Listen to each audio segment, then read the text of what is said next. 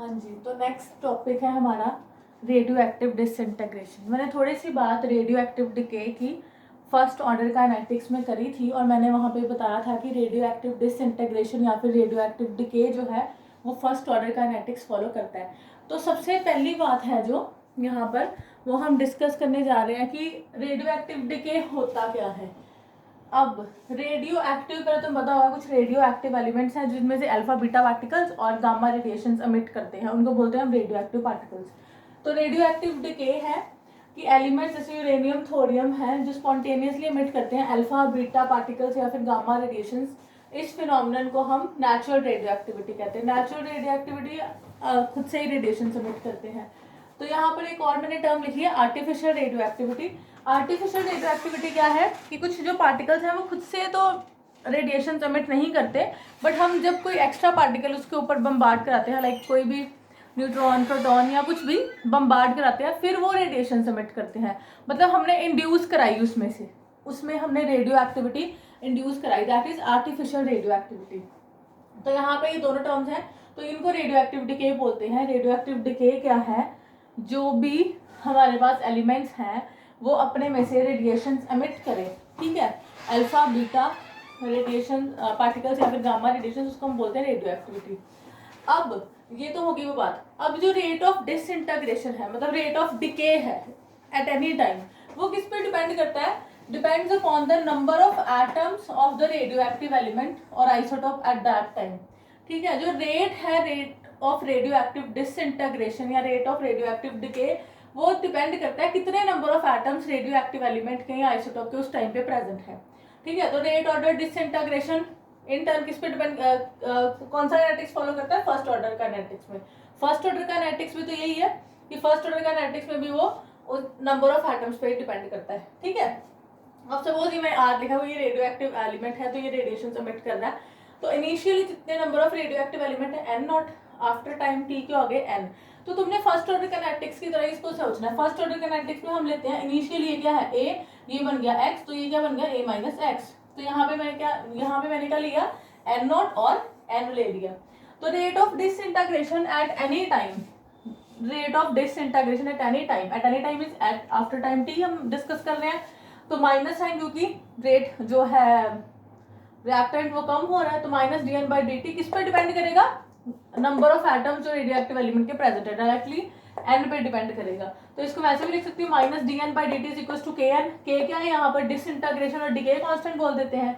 तो अब आपको पता है इसको पूरा सॉल्व नहीं करेंगे हम, क्योंकि हमने first order kinetics already discuss कर लिया है। तो फर्स्ट ऑर्डर काइनेटिक्स के लिए k is equal to 2.303 upon t log a upon a minus x, ये हमें पता है, ये हमने कैलकुलेट किया है।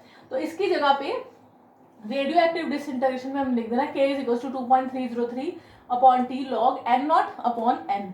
यहाँ पे ये क्या था, ये क्या होता है इनिशियल कंसंट्रेशन, ये क्या होता है concentration after time t, concentration after time t. तो आपको पता है एन नॉट हमारे यहाँ पे इनिशियल कंसंट्रेशन है and N is our concentration after time t. तो यहाँ पर ये हमारे पास आ गया इक्वेशन जो आ गई, t k is equals to 2.303 upon t log N naught upon N. ये हमारी रेडियो एक्टिव डिसइंटीग्रेशन के लिए आ गई। बस हमने एन नॉट लिख देना for in place of A naught and N लिख देना in place of A T. तो अब next T half, T half आपको पता ही है, टी हाफ क्या है हमारे पास, half life period. Half life period क्या है, जहाँ पे कंसंट्रेशन जो है रिएक्टेंट की हाफ हो जाए, तो हाफ लाइफ पीरियड जो उसमें है फर्स्ट ऑर्डर में वही आएगा 0.693 अपॉन के। तो यहाँ पर देखो रेडियो एक्टिव डिके में भी जो हाफ लाइफ है वो इसकी कंसंट्रेशन पे डिपेंड नहीं करती। ठीक है, तो हाफ लाइफ जो है रेडियो एक्टिव एलिमेंट की वो इनिशियल अमाउंट सब्सटेंस पे डिपेंड नहीं कर रही। तो यहाँ पे half life period in radio active decay is independent of initial amount और इंडिपेंडेंट ऑफ इनिशियल कंसंट्रेशन, जो यही फर्स्ट ऑर्डर में भी था। रेडियो जो हाफ लाइफ पीरियड है वो डिपेंड नहीं करता। अब देखो मैंने तो बोला फर्स्ट ऑर्डर रिएक्शन कभी कंप्लीट नहीं होती। ठीक है, फर्स्ट रेडियो एक्टिविटी के एग्जांपल है फर्स्ट ऑर्डर जो काइनेटिक्स का, फर्स्ट ऑर्डर रिएक्शन कभी कंप्लीट नहीं होती। इसका मतलब कि उसके लिए हम एवरेज लाइफ कंसिडर करेंगे। तो एवरेज लाइफ क्या होता है, यहाँ एवरेज लाइफ को हम नेचुरल लाइफ भी बोलते हैं, एवरेज लाइफ को हम टाउ से लिखते हैं। ठीक है, 1/k। तो यहाँ पर k की वैल्यू क्या आ जाएगी 0.693 टी हाफ अपॉन 0.693। तो यहाँ पे एवरेज लाइफ आ गई, इसको सॉल्व करेंगे 1/0.693 को 1.44 इंटू टी हाफ। तो ये हमारे पास एवरेज लाइफ या नेचुरल लाइफ आ गई 1.44 इंटू टी हाफ। तो ये यहाँ पे हम एवरेज लाइफ की बात करते हैं। तो एक बार फिर से देख लो आप। हाँ जी, तो अब यहाँ पे मैंने एवरेज लाइफ की बात करी थी, एवरेज लाइफ इज 1/k। क्यों? अब देखो, जो भी रेडियो एक्टिव डिके हो रहा है हमारा, ठीक है, रेडियो एक्टिव डिसइंटीग्रेशन हो रहा है, तो मैंने बोला है कि वो कंप्लीट नहीं होता, ठीक है। जो फर्स्ट ऑर्डर रिएक्शंस है कंप्लीट नहीं होती हैं। इसका मतलब है कि फर्स्ट ऑर्डर रिएक्शन को कंप्लीट होने के लिए कितना टाइम लगेगा, इनफाइनाइट टाइम लगेगा, ठीक है। तो इसके लिए हम क्या करते हैं, एवरेज टाइम की बात करते हैं, तो मतलब एवरेज लाइफ की बात करते हैं, इसलिए हम एवरेज लाइफ की बात कर रहे हैं। तो जितना फास्ट डिसइंटीग्रेशन होगा, जितना फास्ट डिसइंटीग्रेशन है उतना ही स्मॉलर एवरेज लाइफ है, ठीक है। जितनी फास्ट डिसइंटीग्रेशन है उतना ही कम होगा। फास्ट फास्ट डिसइंटीग्रेट हो रहा है तो एवरेज लाइफ कम हो जाएगी ना, ठीक है। तो एवरेज लाइफ मतलब हम कैसे क्या लेंगे, जो डिसइंटीग्रेशन कांस्टेंट है, डिसइंटीग्रेशन कांस्टेंट है या फिर डिके कांस्टेंट है, उसका रेसिप्रोकल। तो इसलिए हम एवरेज लाइफ क्या ले रहे हैं 1/k। तो यहाँ पर जो है k की वैल्यू क्या है 0.693 अपॉन टी हाफ है ना। तो यहाँ पर 1/k है, तो 1 टी हाफ अपॉन 0.693, इसको सॉल्व करके आ जाता है 1.44 इंटू टी हाफ। तो यहाँ से ये हमारा एवरेज लाइफ का कंसेप्ट कंप्लीट हो जाता है।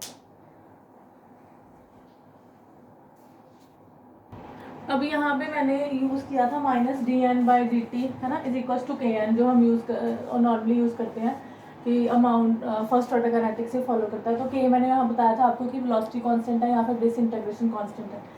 तो अब यहाँ पे देखो dn/n is equal to -k/dt करें, अगर ये टाइम जो है, टाइम डिफरेंस 1 सेकेंड का है, तो ये जो k है इक्वल टू -dn/n, ठीक है। सपोज मतलब अगर आपको हाफ लाइफ निकालने को बोला है and k is not given, तो आप यहाँ से भी अपना k कैलकुलेट कर सकते हो। तो यहाँ पे k क्या है, k को हम कैसे डिफाइन कर सकते हैं, fraction of total number of atoms of substance. ये हम n is number of atom ना, number of elements after time t जो मैंने लिए थे, इनिशियल n0 है, at any time which disintegrates per second, ठीक है। ऐसे हम k को ऐसे भी डिफाइन कर सकते हैं, राइट। हाँ जी, नेक्स्ट अब आपको एक चीज, लाइट चली गई है, अब आपको ऐसे मैनेज करना पड़ेगा। हाँ जी, अब नेक्स्ट है कि हाँ, एक चीज़ मैंने आपको बता दी थी कि ये जो कंप्लीट नहीं होती रिएक्शन, तो इसका मतलब कि हम इसमें हाफ लाइफ भी ज़्यादा हो सकती हैं। तो अमाउंट ऑफ सब्सटेंस, आपको ऐसा भी क्वेश्चन आता है कि कितना सब्सटेंस रह गया इतने टाइम के बाद, हाफ लाइफ ये है, तो फिर आप कैसे कैलकुलेट करेंगे। इसके लिए पहले क्वेश्चन देखती हूँ, फिर फॉर्मूला बताती हूँ। तो यहाँ पे देखो, half life period for first order reaction is 60 minute, T half दिया हुआ है, T half is 60 minute, what percentage will be left after 240 minutes. तो कितनी परसेंटेज रह जाएगी 240 मिनट्स के बाद, ठीक है, टाइम दिया है। अब दो तरीके हैं इस क्वेश्चन को करने के लिए, या आप क्या करोगे, आप करोगे टी हाफ इज गिवन, तो टी हाफ से आप निकाल लोगे के, यहाँ से के निकाल लिया, तो के के बाद फिर यहाँ फॉर्मूला लगाओगे टाइम, तो यहाँ से आप निकाल लोगे परसेंटेज कितनी बची है, ठीक है, log n0 अपॉन n करके। तो इसको डायरेक्ट निकालने का तरीका है ये formula, a0 upon amount of substance left after n half life. तो यहाँ पे n क्या है, नंबर ऑफ हाफ लाइफ, कितनी हाफ लाइफ है। तो इसको सॉल्व करने का एक इजी वे है, ये लंबे तरीके से ना करके, कि सबसे पहले हम नंबर ऑफ हाफ लाइफ निकाल लें। तो नंबर ऑफ हाफ लाइफ कितनी आएंगी, टाइम कितना दिया हमें 240, एक हाफ लाइफ का टाइम कितना 60, तो नंबर ऑफ हाफ लाइफ आ गई हमारे पास 4। तो सीधा ये फॉर्मूला लगाएंगे, इनिशियल a0 अपॉन 2 की पावर n, तो a0 ओवर, तो यहाँ पे आ गया a0 डिवाइडेड बाय 16। तो जो आपका आंसर आएगा ऑफ a, वो आपका होएगा amount of substance left after N half life. तो यहाँ पे आपका आंसर आ रहा है 0.0625। तो 0.06 मतलब 6.25% सब्सटेंस आपका बच गया है आफ्टर 240 मिनट्स। तो अगर ऐसा क्वेश्चन हो तो लॉन्ग तरीका करने से बेटर है कि आप सीधा फॉर्मूला a0 अपॉन 2 की पावर n लगाओ और आंसर निकाल लो। और n क्या, number of half life, n number of half life है, जितना आपको टाइम दिया ओवर जितना हाफ लाइफ दिया उससे आप नंबर ऑफ हाफ लाइफ निकाल सकते हो। हाँ जी, और ये हम रेडियो एक्टिव कर रहे हैं तो इसमें फर्स्ट ऑर्डर की बात हो रही है। तो for a first order reaction t quarter life time is equal to 2 into t half, ये तो हम डिस्कस कर चुके हैं। और टी 99.9% 10 इंटू टी हाफ, ये भी हमारा एनसीईआरटी क्वेश्चन है, ये भी हम डिस्कस करने वाले हैं। तो इसके बीच में अगर आपको आ जाए टी 87.5%, तो आप इसको याद ही कर लो, 3 into t half, T 93.75, 4 into t half, T 96.87, 5 into t half, सीधा आपका आंसर निकलना है। तो ये जो है ये क्वेश्चन है, show that time required for 99.9% of reaction to complete is 10 times than that of to complete of t half। ठीक है, तो कैसे निकालोगे? यहाँ पे सबसे पहले आपने निकालना है t 99.9%। तो t 99.9% क्या आ गया? 2.303 अपॉन के log 100 ओवर 100 माइनस 99.9। दूसरा आपने निकालना है टी हाफ, 2.303 अपॉन के log 100 ओवर 100 माइनस 50। ठीक है, तो T 99.9 upon T 50, 2.303 upon k. तो जब इसको करोगे तो आपके पास बच जाएगा log, ये तो कैंसिल हो जाएगा, log 100 over 100 minus 99.9 over log 100 over 100 minus 50, तो ये आ जाएगा log 2। तो इसको जब आप तुम सॉल्व करोगे तो ये 10 ही आएगा अप्रोक्सीमेट, तो 10 इंटू टी 50%, तो ये आ जाएगा। ठीक है, ये एक शॉर्टकट्स हैं जो आपको डायरेक्ट याद रखने हैं।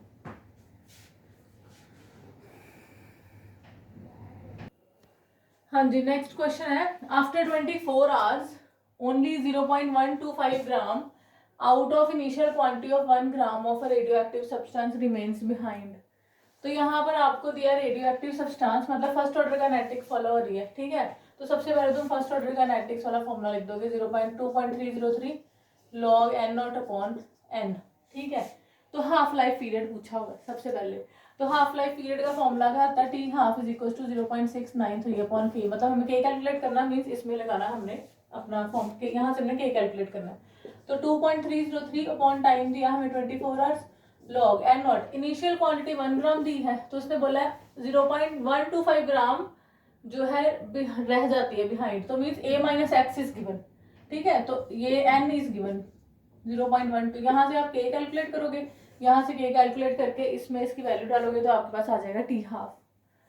अब देखो next question, half life period आपको दिया है टी हाफ 100 सेकेंड्स, उसने बोला है calculate disintegration constant and average life. तो डिसइंटीग्रेशन कांस्टेंट आप कैसे निकालोगे? 0.693 अपॉन के, तो 0.693 अपॉन टी हाफ, तो यहाँ से अपॉन 100, ये आपका डिसइंटीग्रेशन कांस्टेंट आ जाएगा। हाफ लाइफ क्या आएगी? 1.44 and half life tau is equal to 1 upon k, तो यहाँ पे 1 अपॉन के ये वैल्यू जो है यहाँ पे डालोगे तो आपके पास टाउ आ जाएगा। Next, how much time will it take to lose its activity by 90%। कितना टाइम लगेगा कि इसकी एक्टिविटी 90 मतलब 90% ये रिएक्शन हो जाए, 90% ये यूज हो जाए। तो यहाँ पे टी निकालना है ना, तो k is equal to 2.303 upon K log N naught upon N, 90% हो जाए तो 100 ओवर 100 माइनस 90, तो यहाँ से आप k की वैल्यू डालोगे और यहाँ से आपका टाइम निकल आएगा। तो ये आपका ऐसे क्वेश्चन हो जाएगा।